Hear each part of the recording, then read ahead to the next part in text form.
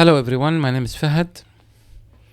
I would like to speak in great details about my observation regarding accommodation strategy. Accommodation strategy is a term that I came across while reading a scientific article that was published in Blue Note Foundation website, a website that is dedicated to demonstrate and explain about complex trauma that adults face in their childhood. This foundation is known for its role in helping practitioners in the medical field and also in the social aspects that covers human trauma. And in that article, I was fascinated by the way the researchers were explaining how childhood trauma can drive children to adapt one of 7 strategies. These strategies were not engaged in daily life experiences. They are rather a withdrawal way to handle the pain they experienced in their early days of life, and then consider this as a survival strategy that can stay with them until they reach adulthood, even though these strategies are dysfunctional and harming them continuously.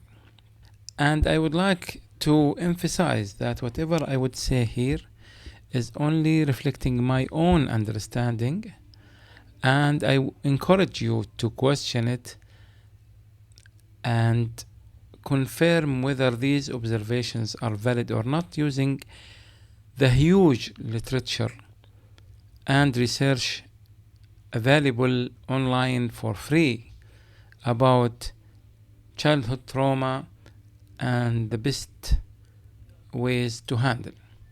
From my personal experience, it was so obvious that I was attracted to classmates and people who adapted the same withdrawal strategy that I adapted. We found a lot of common issues to talk about, and as of today, most of my friends are accommodators like me, with only one distinction, that I consider myself as a former accommodator, someone who just left accommodation strategy and adapted more effective strategy to handle my relationships. And when I discuss with them today what they are doing and how they are handling their intimate relationships, whether it is with a spouse or with a child, I highlight why accommodation strategy is a very destructive way of handling things. I will explain now a spectrum that I see relationships can follow or be in one of these 4 spots.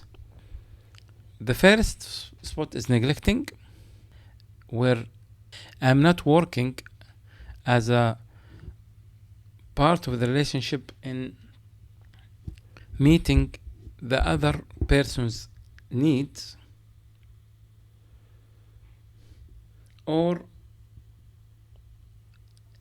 asking his or her consent about something that I will do in the relationship. So this point of neglecting is on one extreme. Now, on the other extreme, there is the grooming style, something that we already know about some celebrities like R. Kelly, Michael Jackson, and in cases where someone, like in my family, who has been controlling every step on the way of the people around them, telling them what to eat, what to drink, whom they are allowed to get out with. They choose their dresses. They tell them what to say and what not to say in every single situation when they are together.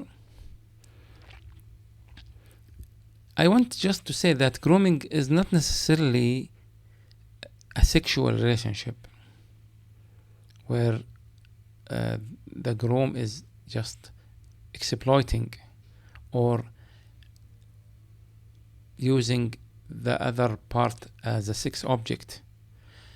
It actually reflects on all aspects of life where the other person feels powerless, cannot decide about anything that is related to his or her life.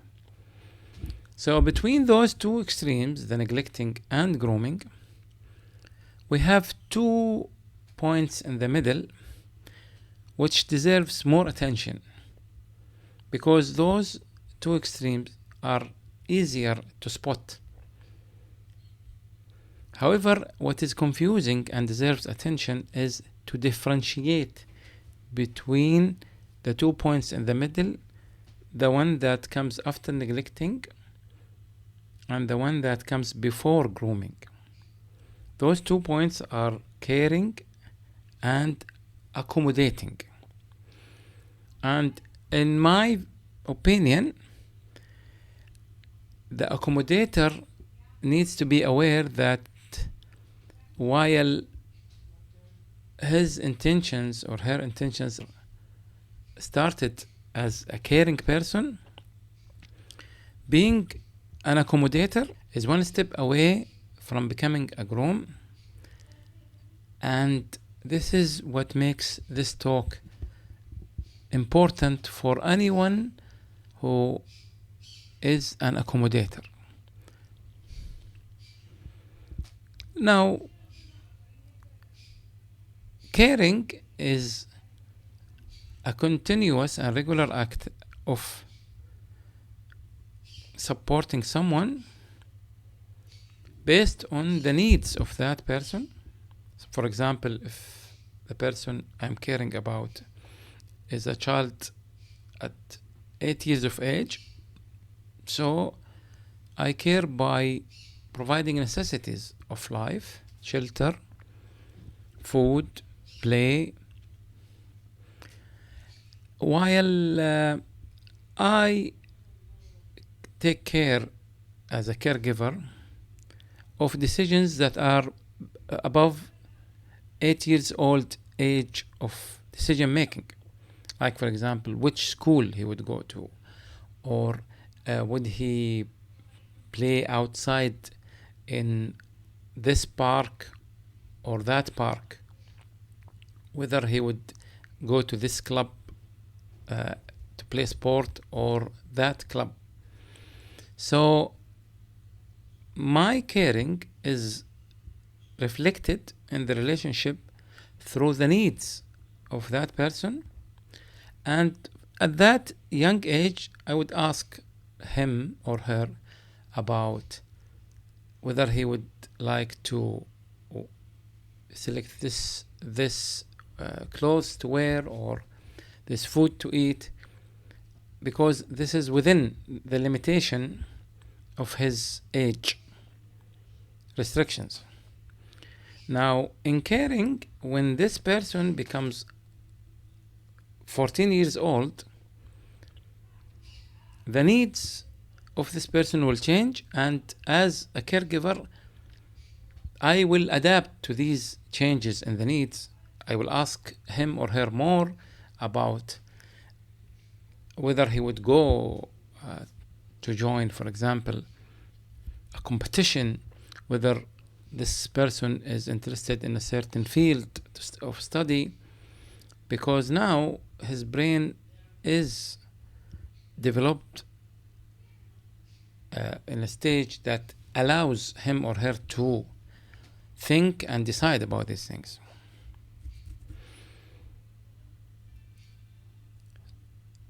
Now, this type of caring that I am talking about is actually the best scenario we want. And I would like now to highlight how accommodators might confuse caring with what they are doing and think that this is caring. Now, the accommodator can be differentiated from the caring person when it comes to his neglect or her neglect of the developmental stage of the person around him. It's very clear when it comes to parenting, but also it is there when it comes to adults. So the accommodator does not consider the consent and the needs of the other person. He would always assume that the other person would not do things as good as he will do it or she will do it. So if I am the accommodator,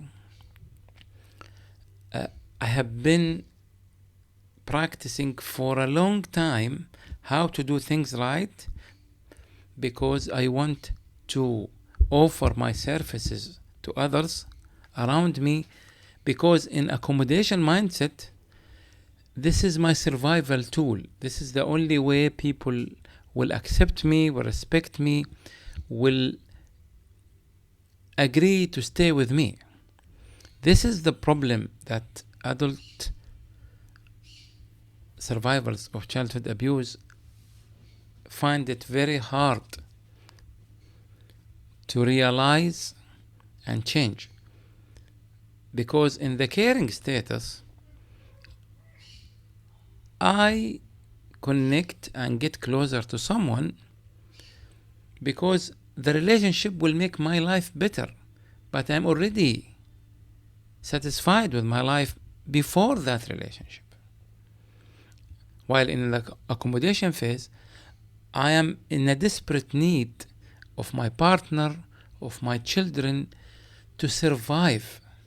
So when I deal with them about any situation, it's mainly about my own sense of security. So when I tell them you have to go to the best school, or you have to go to that place as an adult, we want, for example, to go on a vacation with my partner, and I choose the best, the better, even though my partner would say, for example, no, this place is, while might be cheaper, but it is nice, still nice, we can go. The accommodator finds it very hard not to choose the best in everything, because he needs to overwhelm and impress people around him all the time. So the accommodator is burning his own energy unnecessarily, because this is the way he used to deal with others when he was a child, with parents, teachers, and adults who were actually not mature enough to accept him or her as they are. So they learned through that dysfunctional way of treatment, that the best thing to do is when something happen or a situation emerges, that you should offer an overwhelming service or an amazing contribution to the situation, to a degree that others don't need to do a lot to make things work. And because those immature people around the person who becomes an accommodator find it nice to be served to that level, the accommodator gets more confidence in that strategy and keeps using it in every situation. That's why it's very important for accommodators to understand that all the cheering and support of their strategy they got when they were younger was actually a toxic feedback, because those people who gave it, they just needed to follow a shortcut and take advantage of the sense of insecurity that this person had, at the expenses of giving this person a break and allow him or her to take care of himself or herself more. So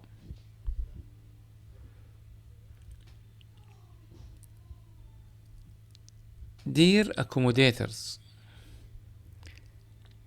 this is a chance for you to reconsider this survival strategy and think, how did that strategy harmed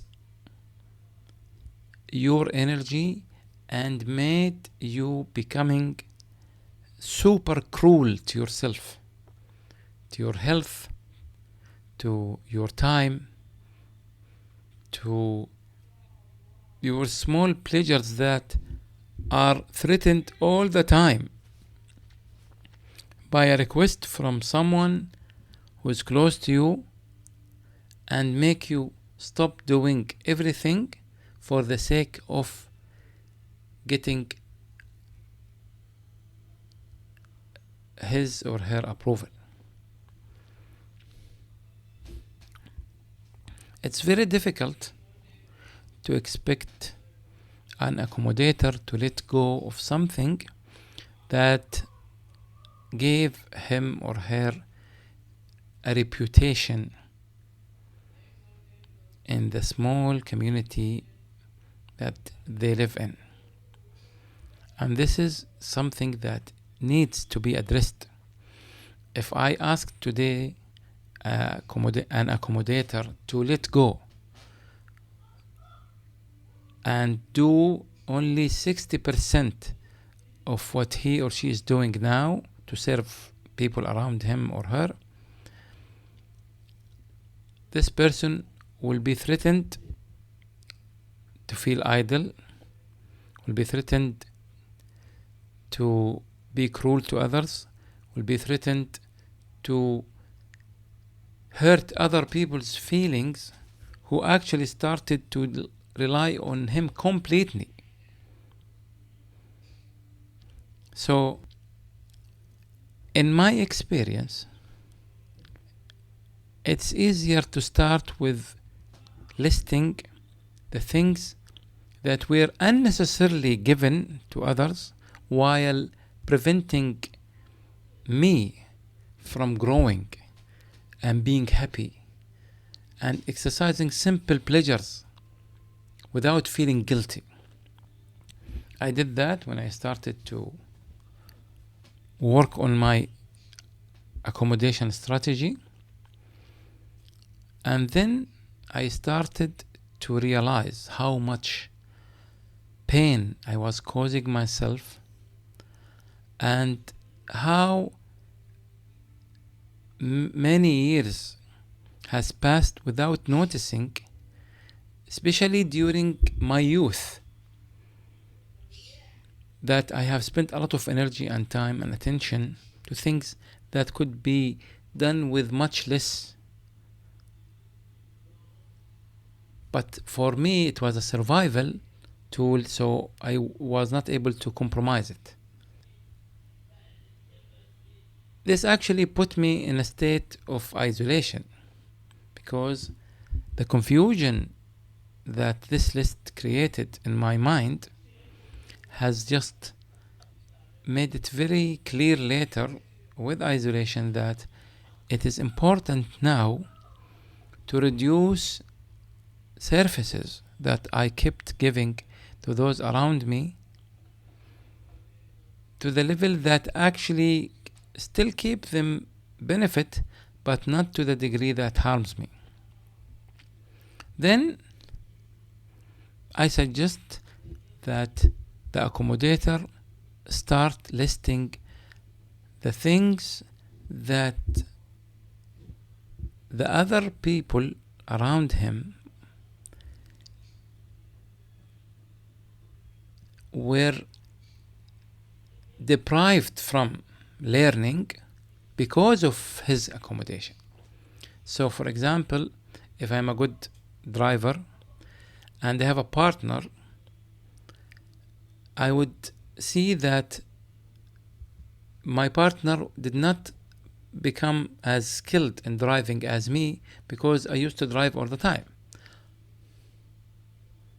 So in this phase, the accommodator will realize how much he actually harmed people around him by making them lazy, spoiled, and ungrateful. And how he insisted, because that was a survival thing for him, that even if they tried to help and participate, that he would resist that, because that would mean back then that his importance will be threatened.